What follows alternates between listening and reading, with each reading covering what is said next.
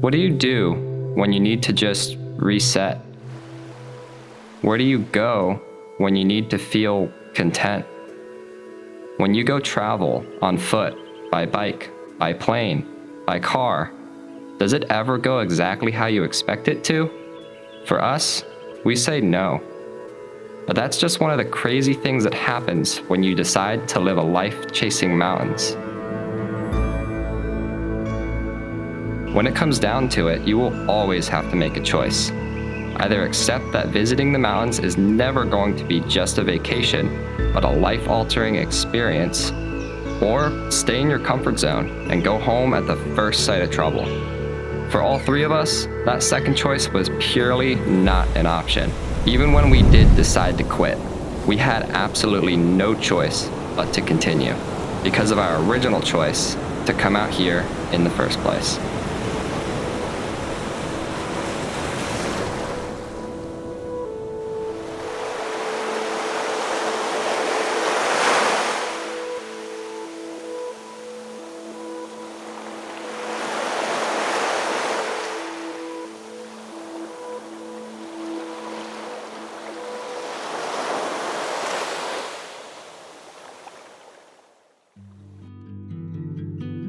Telling you and Brandon months in advance, like, I think that the elements are going to be the toughest part. But I did not think that we were going to be dealing with torrential downpour all day, 44 degrees, with a 50 plus mile an hour headwind. If I had known that that was going to be the case, I'm not sure I would have even picked this country.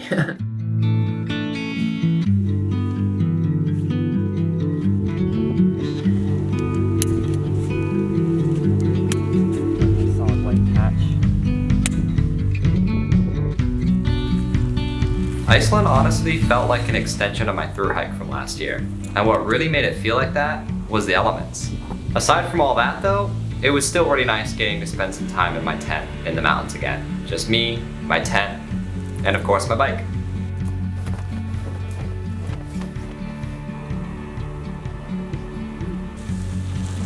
I actually wasn't even done with my thru hike last year.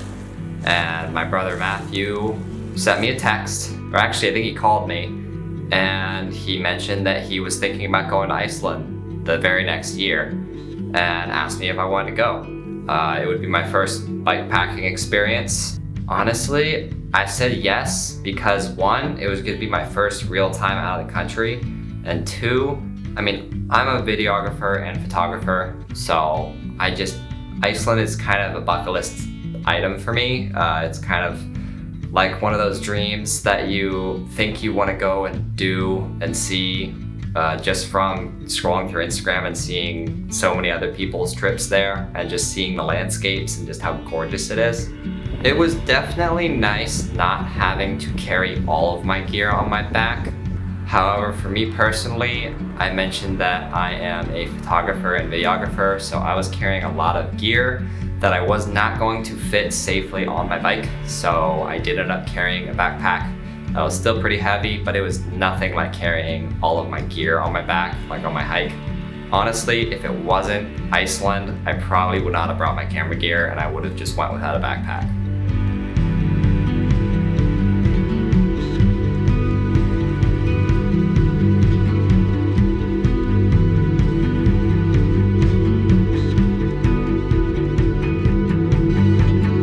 One of the main things that drew me towards going to Iceland is the fact that I was going to get to spend some more time in my tent. I was really, really missing just living in the mountains and waking up every morning and just seeing either mountains or glaciers or the ocean. We did only get to actually wild camp, I think 3 nights. Other than that, it was all paid campsites, and they were nice, but a little noisy, and it wasn't really what I was looking for. But when we did wild camp, those were some of the best nights.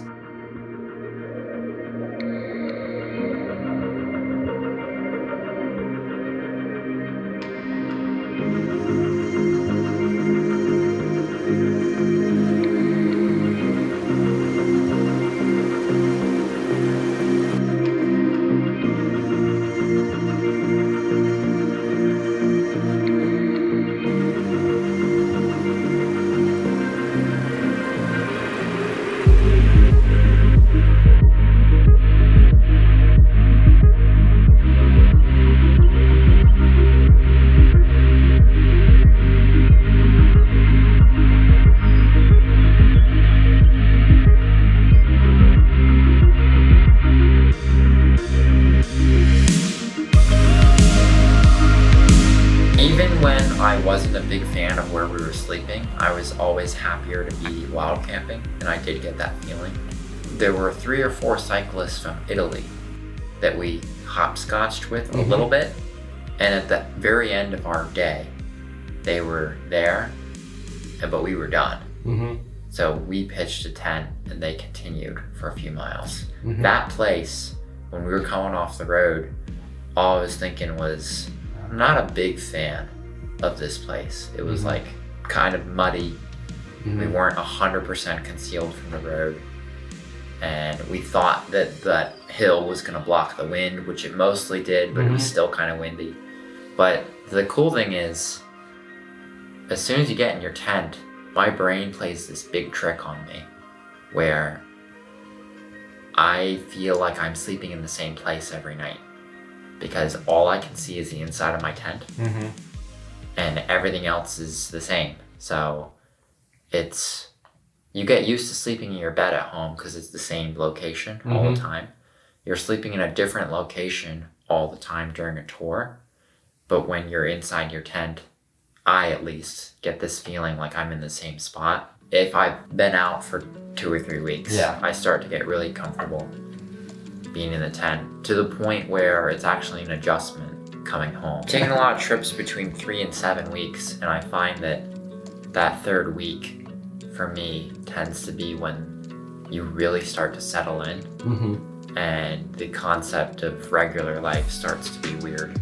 But after a 6-week trip, coming back into my bed is definitely a strange feeling. This one was short enough where it felt more like, okay, I'd been camping for a little bit, now I'm just coming back home.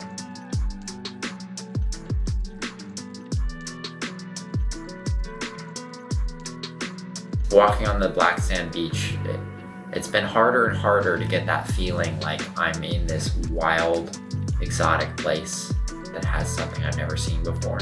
I definitely got that experience standing on that beach. We got to town decently early and tried to ride our bikes on the black sand beach, but really we ended up just walking for a while. I was just happy that I got to fly my drone with how windy it was. We walked all the way down by the base of a cliff so that the wind would not, destroy my drone.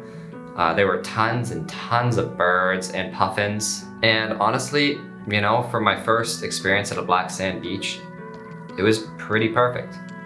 That's kind of the main real reason why I went here, I guess, was just because it's such a great spot for photography and videography, even though we did find out it wasn't the best spot for bikepacking, at least not that time of year. We did get very, very unlucky with the weather patterns, just with all the crazy, crazy winds. Honestly, the first few days of the trip it eased us in nicely, but once that first week or so was over, it became so miserable.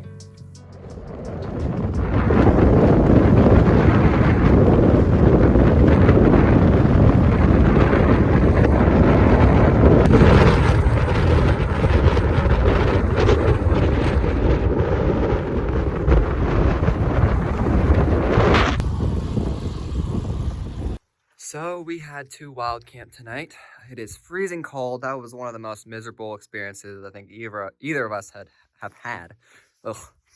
And yeah, our fingers and toes are really cold. Man, I really cannot talk today. I'm just freezing cold. I'm glad I'm set up.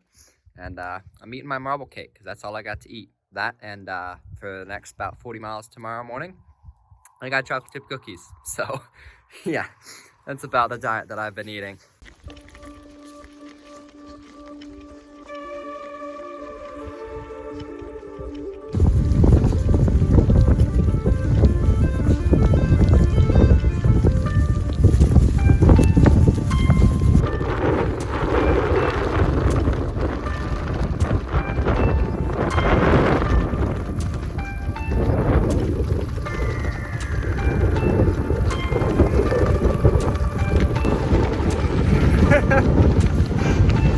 It changed to a downwind finally.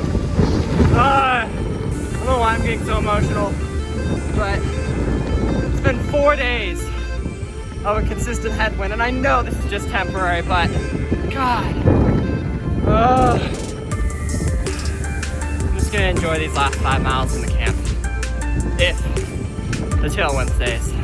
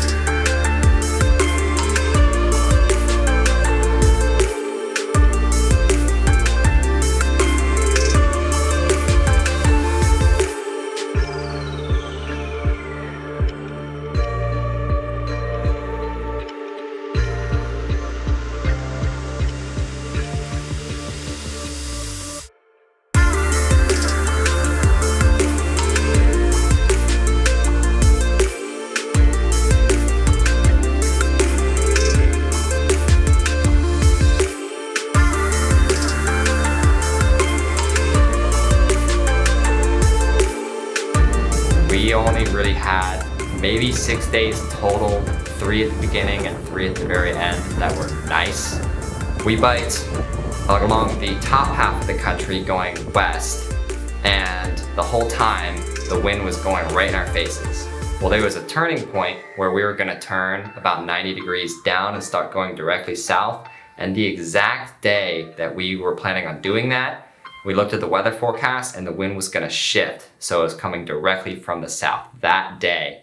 And that's what happened. So really just bad timing. There wasn't anything we could have done about it. We tried, we pushed miles just to get one evening in with the wind even just not in our faces, which did help. It did end up being our longest mileage day when we did that. I think we did like 75, 77 miles, which when we were dealing with those headwinds, I mean, going 30 miles felt like we were going 70 or 80 miles. It was just nuts. We made it to a Curie and we immediately started looking at how much it would cost to rent a car and just go back to Reykjavik and wait until our flights because we were done. We had it. Like I said, you know, all the footage that I got was amazing and I love the scenery in the country, but that day was just my final straw. But we looked into rentals and it was gonna cost us about $600 to rent a car for a day. Basically, we had to keep going. And what made it even worse is there was only one campsite in there that was supposed to be open. We biked to it and it looked like it had been closed for many years. And we weren't gonna pitch our tents in the middle of this city. So we had to continue and bike more. It was 50 miles to the city and we did another like 12 before we could find a place to wild camp. So luckily, you know, the next 3 days ended up being those 3 beautiful days that we got at the end of the trip. But if it wasn't, I don't know what we would have done. I was this close to hopping on a bus tomorrow and going to Reykjavik. This guy made me continue, and so far we are anything but regretting it.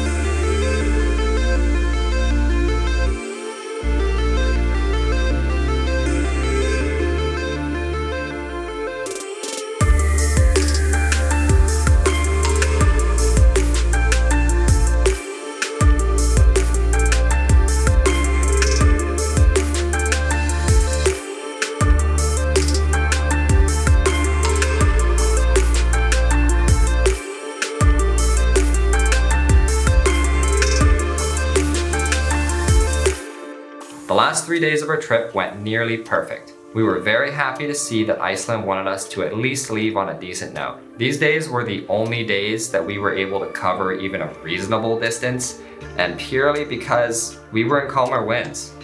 And the general trend was downhill all the way until the end of the ring road.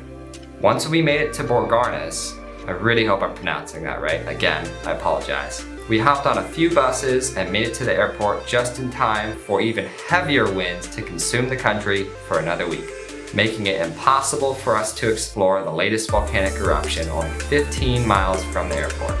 So we got an early flight home and ended our trip to Iceland.